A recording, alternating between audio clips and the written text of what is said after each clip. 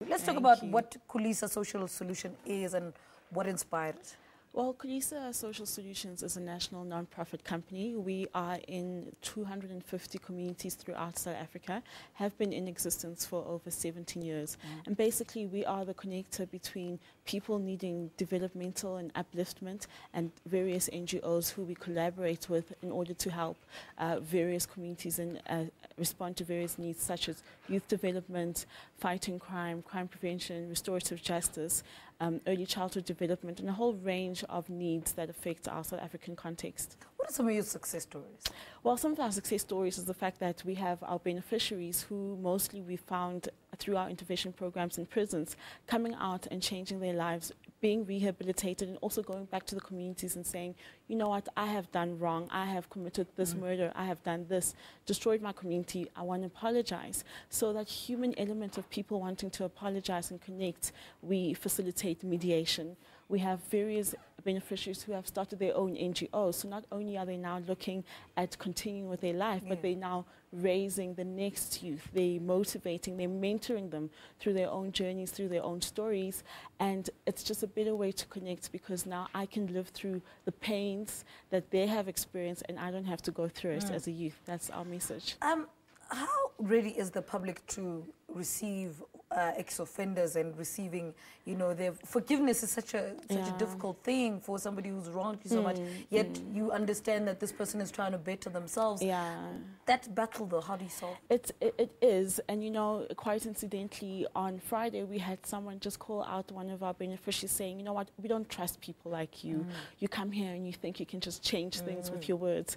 And it is a process, you know, we're not saying it's going to happen overnight. It could take years, but the fact is then it is through that person's actions that they will see and make up their own decisions about whether or not they want to welcome him or her back into the community. And, you know, if perhaps then that community member is still getting poisoned with a grudge and feeling of, I don't want to welcome this person, it's okay, because there are people who will be touched. We can't connect with everyone. It is also about making the journey. It's about acting positively and just doing the best that you can do. Not everyone accepts it, and it's okay. How do we turn this around? I mean, the parents, our parents and our grandparents always say this generation is a lost generation, and you know, to some extent, to a certain extent, it's true because younger people than us, for instance, you know, they've got access to things that probably you and I didn't have. How do we get them on the right track? Is it because things are so accessible to them that they don't know what it is to need something? You know, it's quite funny because that notion that the generation is lost is unfortunately not necessarily true.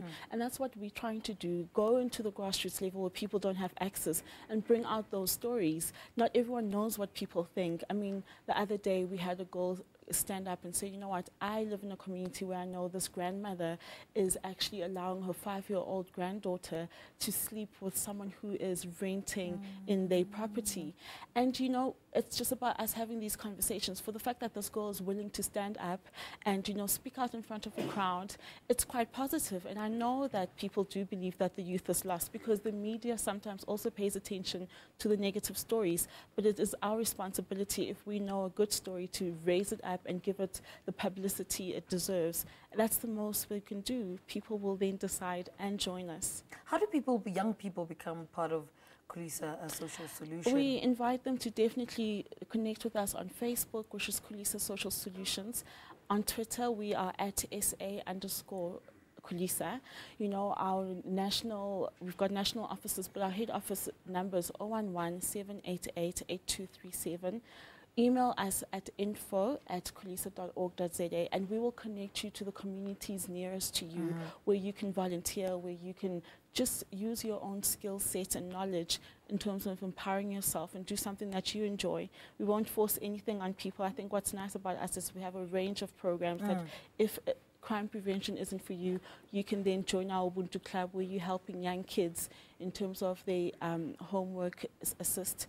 You know, you're just encouraging them, being a big sister to our young primary school kids. All right, Gugu Shezi, thank you so much for talking to us. Thank you for your time. Good work that you're doing, Khulisa Social Solution, telling us how they're making a difference in shaping and helping young people make good decisions about their lives. Well, let's take an air break. Our next interview comes from Cape Town. Stay with us.